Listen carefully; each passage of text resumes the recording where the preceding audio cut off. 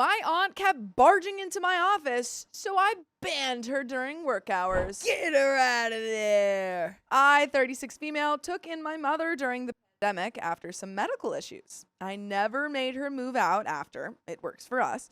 She has her own bedroom and bathroom. We share other spaces, and I work from home most of the time, so I can look after her.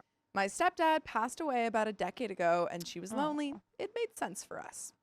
By the way, this comes from I am not Lindsay Nagel. And if you want to submit your own stories, go to the r/okstorytime subreddit. As I mentioned, I work from home most of the time, and a lot of times I'm in some kind of Teams meeting or call. Yes, even those that could be emails, but that's not important. So I don't really have time for chit chat during office hours. My mom's sister, aka my aunt, which I don't really mind, but she has a tendency to step into my office without knocking while I'm working and start talking to me about her neighbor's sister's kid who did blah, blah, blah, blah, blah. I've more than once explained to her that I'm working or I'm on a call and I can't really chat right now. But she just keeps talking like nothing happened. Today, she actually announced to my mom she was coming over. I reminded my mom to tell her I'm working and on calls and can't be disturbed, and my mom agreed. She would tell her not to bother me. But just to be safe, I locked my office door so she couldn't walk in. Despite my mom telling her, she came upstairs and tried to open the door. When it didn't open, she started knocking and calling out, "Hello? Hello, it's me. Open up." No. No. I didn't respond at first as I was on a call with a client, but she kept banging on the door so loudly I ended up having to put the client on hold. I told her without opening the door, I was on a call and could not talk right now. And my aunt left in a huff. Now she's bombarding my mom with texts about how rude I was for locking myself in my office knowing I was having company. So am I the a-hole? There are some comments. There's an update.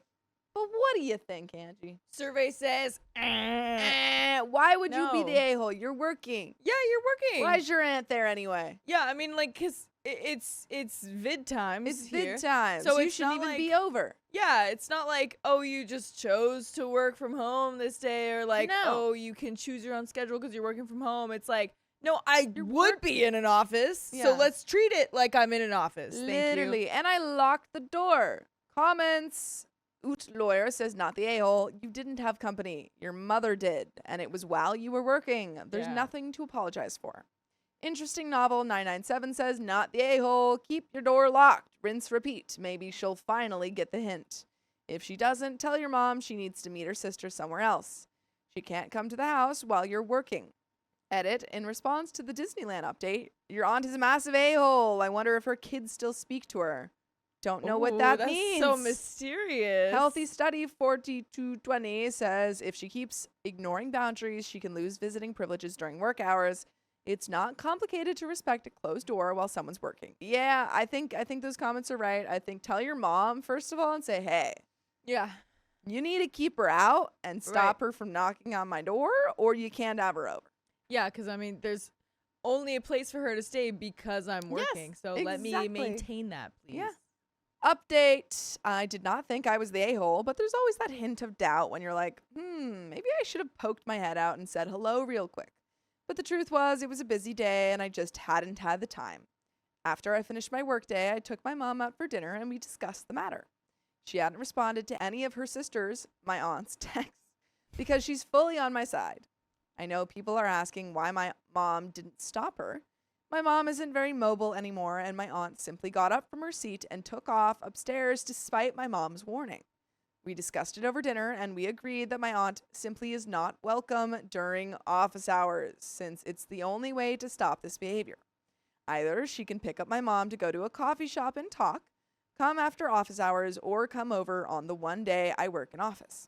My aunt seems pretty pissy about it, calling their brother, my uncle, to complain also, but he texted me earlier saying he told her how wrong she was. And apparently her husband had also told her she was wrong, so now she's currently stomping her feet at home because everybody's saying she's wrong. Delightful woman she is. Good. I'm glad everyone's setting her straight. She's just pouting and throwing a tantrum. Yeah, she's like, but you guys agree, and they're like, no. And she's like, but But she's doing the thing where she goes, Yeah, exactly. Remind me to one day post the story about her Walterland trip. Yes, please do. Please Mm. do. She has twin boys, and for their birthday, she booked a trip to take them out and one of their friends out to Walterland. The friend ended up canceling last minute and told me if I paid the friend's share, I could go. Reasonable enough, I figured, why not? I was 16 at the time. This story is like 20 years old. Oh, wow. I'm European, so this is in Paris, and I'm not from France, so this is an international trip. This becomes important later. My cousins are maybe 10-ish at this point. So anyways, we're in the parks, and she's been a menace all trip, but I'm dealing with it. It's the last day, about 5 hours before we have to take our train back home. International traveling train with customs, etc., like a plane, would be only less boarding time. One of my cousins wants to go on the rock and roll roller coaster. The other one doesn't. The line is like 5 minutes or less, so my aunt tells me to go with them and she'll wait at the exit with our bags. So I leave my bag containing my phone, my ID, my money, everything in her care. Uh-oh. 10 minutes later, me and my cousin get out of the ride and she's gone. So I start looking around. Cannot find her. After half an hour of waiting, maybe they went to the bathroom or something. Still nothing. We go check the bathrooms, neighboring rides, the works, no aunt. I have no phone on me to call her, and with us having to leave for the train in 4 hours, I get nervous. I'm a 16-year-old with a 10-year-old at my hand, and no money, no ID, no phone, nothing. So I decide to go to the lost kids department and explain my situation. They end up calling her through the park's intercom. Another hour goes by, no aunt. I remember my dad's phone number back home, so I use their landline to call him, and he tries calling her cell phone. My cell phone, no response whatsoever. At this point, I have like an hour or less before the train leaves, and I'm in hysterics because I can't board this train without money or ID, let alone with another minor. My cousin at this point, seeing my panic, is crying his eyes out, so I'm also dealing with a scared child. I'm barely an adult myself. My dad eventually tells me it makes no sense for him to drive out to Paris right now to go back to our hotel. He'll pay for another night and he'll come pick us up in the morning. So I take my cousin back to the hotel, explain the situation, and the reception hears me say my name and says, "Oh, sweetheart, I have a note for you." It's a note from my aunt. "Gone to dinner, see you on the train." She abandoned her own child at a park with OP, no phone, no nothing. Yeah. And then they miss the train because she tells the hotel. Right. Gone to dinner? It's I would literally never trust that person ever again. Yeah. I would cut them off. It's crazy. By the way, we'd never abandon you because you can listen to full episodes with stories just like this. Just go to Spotify, Apple Podcasts, or iHeartRadio and search up OK Storytime. And there is a little bit left to the story, so let's get into it. Please. At this point, I have half an hour to run to the station, hoping we'll still get through customs where she's supposed to be waiting. I make it with 15 minutes to spare. I'm out of breath and fuming. We end up making it through customs, God only knows how, and manage to get on the train literally as the doors close on us. I call my dad, explain the update, and he's also fuming at this point. To which my aunt turns to me and goes, "I don't know why you're so mad. I left a note at the hotel, and I brought you something to eat," and hands me a freaking dinner roll. She hands you a roll of bread? If that's what I'm understanding that to be. She hands you a roll of bread? Yeah. I took my stuff, went to the dining car with my cousin, who she almost abandoned, and gave him the biggest slice of chocolate cake my budget could buy, and never came back to our seats to talk to her. I literally would never have talked to her again. I would never have talked to her again. Wow. Yeah, dude. Comments. BeFree66 says, "I read your original story plus your update. Aunt is an incredible a-hole. I don't know why anyone would spend any length of time around her, given the behaviors she's shown over the years. What the F is wrong with her brain that she thinks her behaviors are reasonable? I can't imagine the varying kinds of nonsense her husband has dealt with. I like the decision you stated in your update. She's not invited over on work days. I literally would never invite her. I would even severely limit the amount of time and hours she's at your place, even during non-work days, at least initially, so Aunt understands the gravity of her F-up behaviors. Why allow Aunt to inflict more misery on your mom or yourself? Aunt isn't worth that kind of abuse. It's a shame Aunt doesn't behave better. She and everyone else would enjoy life more if she did. And folks, that's the end of that story. But yeah, My goodness. she sucks. Yeah. She's the worst. My father turned his back on me. Now he wants to rekindle. Too bad. I can't see you because my back's turned now. And guess what? This comes directly from the r/okstorytime subreddit. So if you are in the chat right now or in the comments later, comment down below. We want to hear your voice. Do it. So, hello, big fan of the podcast, and I've been following on Facebook and recently Spotify as well. On to the story. Thank you so much.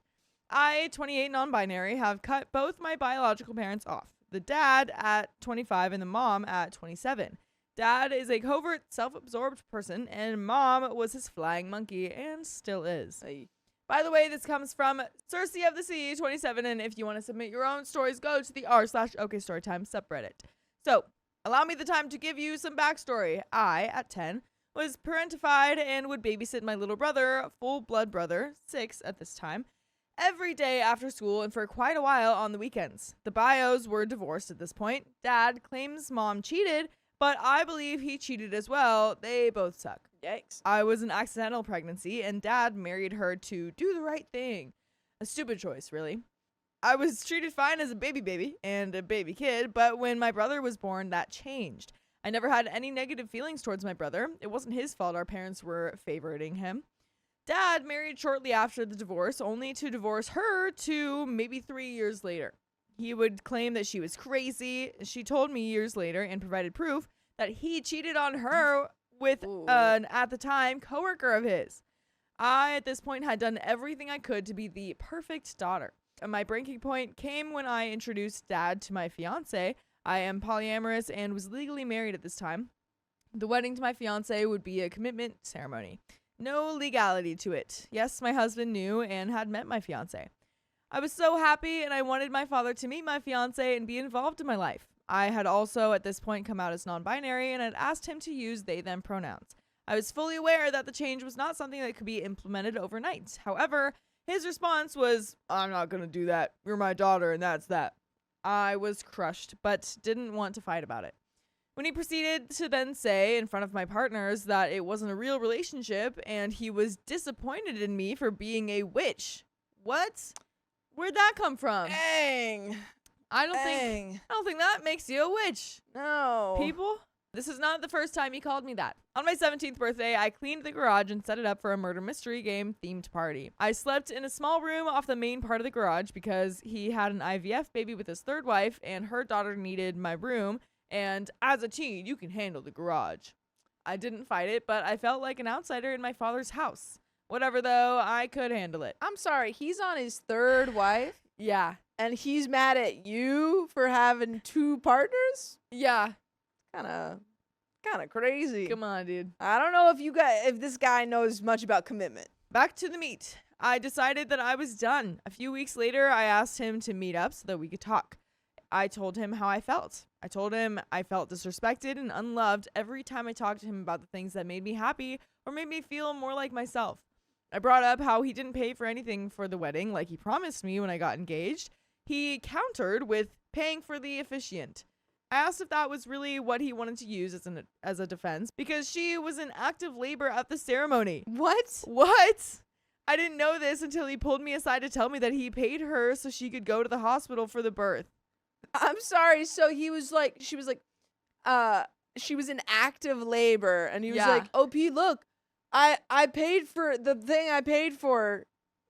I helped you. Look at the thing I paid for. And OP's like, no, I appreciate it, but she left halfway through the ceremony. Did he pay her extra so that she could go to the hospital? That's what it seems like. Like I'll pay. He was like, I'll pay you get for the Uber. Yeah, and the way OP's like, there. She and the baby are good. I checked on her after the wedding. He then proceeded to talk down to me and once again gaslight me into keeping the relationship. I didn't speak to him outside of a few texts here and there. At 25, I had finally had enough when he made a really insensitive comment about my accident in the past that they caused. I have Crohn's disease. I wrote him a very long and honest message about how I have felt every day since the divorce. How he consistently made me feel like I was never enough. how I could never match up to his sons, the IVF baby and my full brother, and his new daughter, my stepsister, his third wife's child from her previous marriage. How I was good for free childcare and house maintenance, how he never treated me like I was his child. He blew up, but I blocked him. I hadn't heard from him since. I was still speaking to my mother, but I had asked her to not relay any information about me to him. I later found out that she was telling him things. Great, exactly what we did not ask you to do.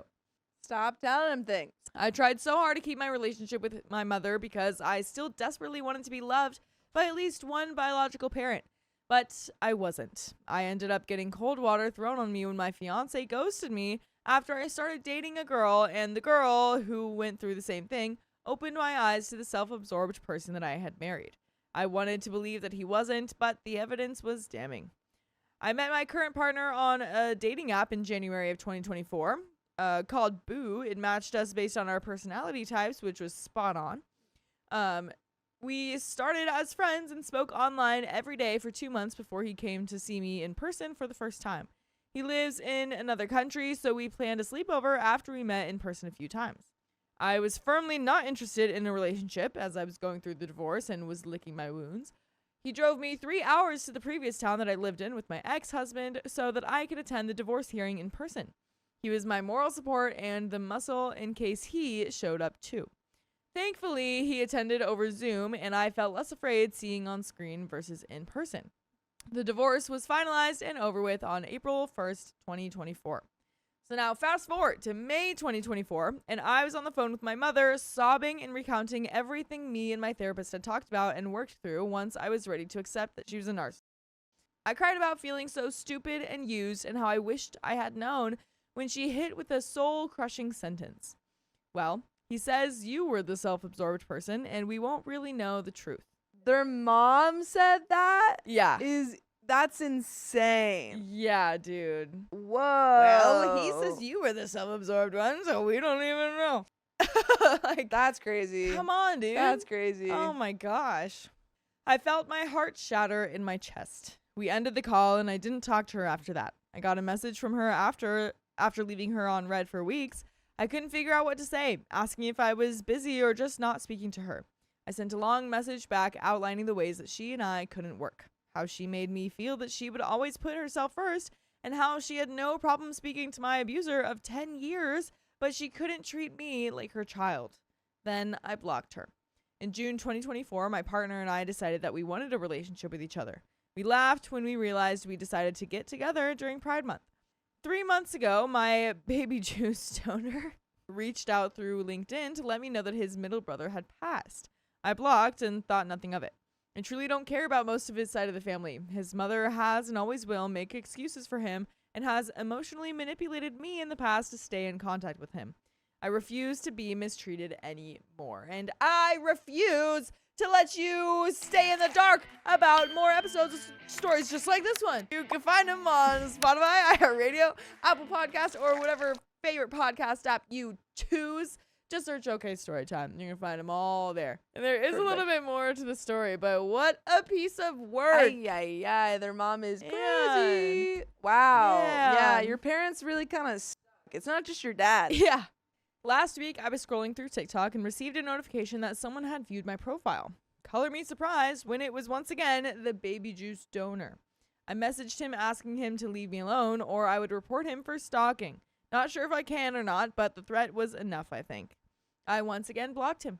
I also took a screenshot of the message, which included his screen name. It was his real name. He is not that clever, methinks.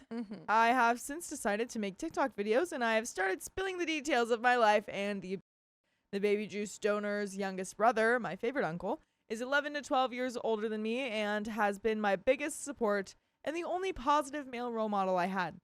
But unfortunately, because the donor doesn't like him, I didn't get to see him much growing up. We have since reconnected and our relationship is steadily getting better.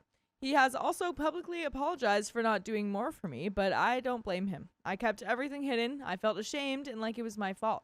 I'm currently getting better and working through all the trauma and pain. And that is the end of that story. Yeah, focus on yourself. Yeah. That's the most important thing. Yeah, I'm glad that your relationship with him is improving and that you guys are able to create something that wasn't possible in the past. I agree. Yeah. So agree. it feels like things are hopefully looking up. Yeah. But thank you for sharing that story. My mother planned a trip I would hate, so I refused to go. I hate it. I don't want to go. For context, I, 16 female, and my mom, 41 female, go on 2 trips every summer. Wow. Wow. The first trip is visiting family, and the second trip is a week-long camping trip in Cape Cod with one of her best friends, 46 female. I'll call her Shelly, and her daughter, 10 female. I'll call her Ella. This would be the 4th year we do this trip, and every year it's worse than before. Oh, man. By the way, this comes from Possible Object 9666, and if you want to submit your own stories, go to the r/okstorytime subreddit. So, Ella is a very spoiled child who constantly throws tantrums and screams no matter where we are, and Shelly finds it cute and lets it happen. What? Shelly insists on controlling the whole trip and gets mad if I want to do something that her and her kid don't, but she does not actually plan anything. She just talks about stuff we never end up doing. There are times she has planned something, but Shelly is always at least an hour late to literally everything, usually more, so we never end up doing anything. And while I understand being late sometimes, this is every time, no matter where we are or what we're doing. And while all that upsets me, I can handle it. But what really bugs me is that Shelly, who is a grown woman, constantly talks bad about me to everyone, especially her child, and tells people I'm special and that I just struggle with stuff. For context, I have sensory issues, ADHD, severe anxiety, and I'm also chronically ill, which I know is a lot. But when she says this, she's referring to what she says, me refusing to babysit her kid. I did in the past, and she refused to pay me, so I quit after a few months. So you refused to babysit her child, and she's like, OP's just special. That's why she can't babysit you. She's just special. I should also mention Shelly is a therapist, which to me makes her behavior inexcusable. There are many more things Shelly does, but I won't get into that. But because all of that, in November 2024, I told my mom I would not be doing the Cape Cod trip this year, and she accepted that. I thought that would be the end of it.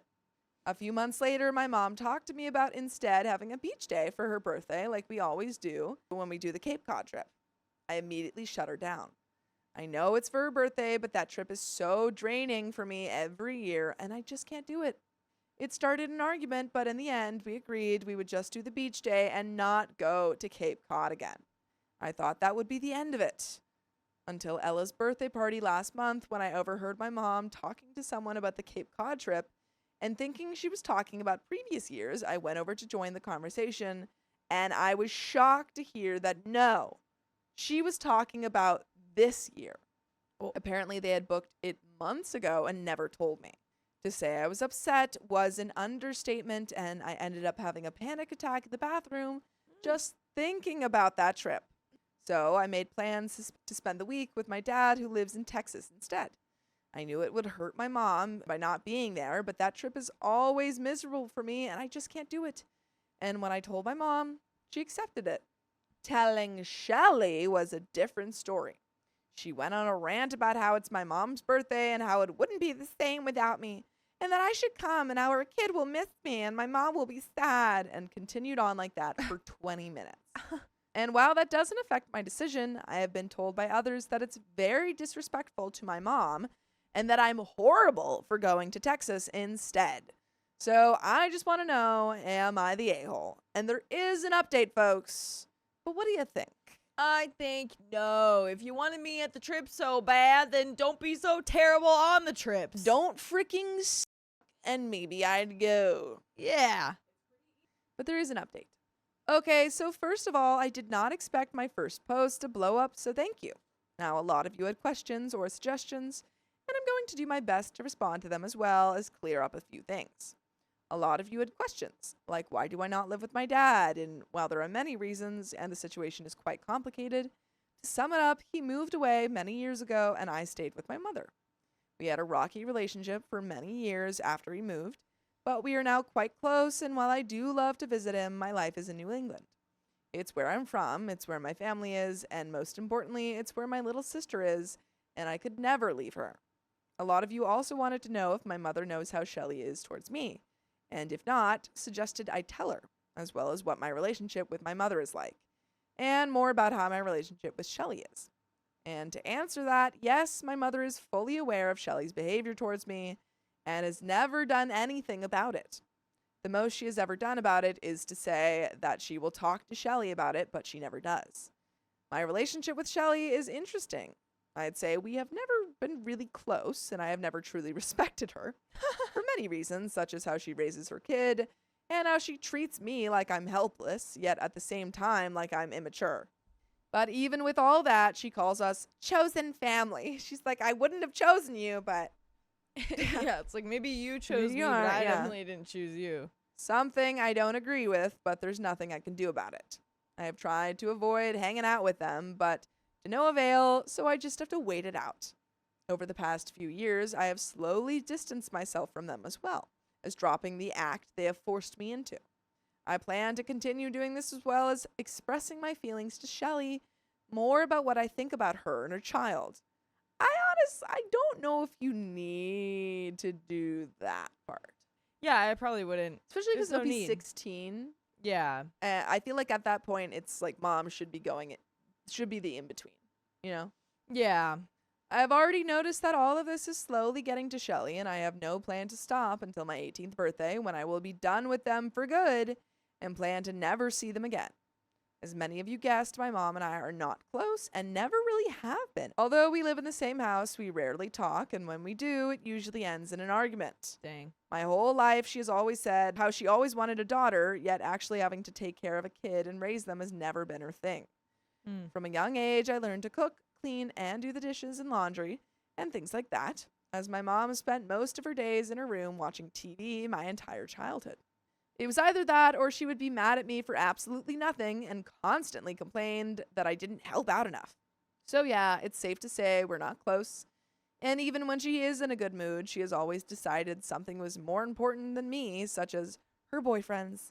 And every time that relationship doesn't go how she wants or she comes to her senses, she apologizes, but nothing ever changes with her, and I always get hurt because of it.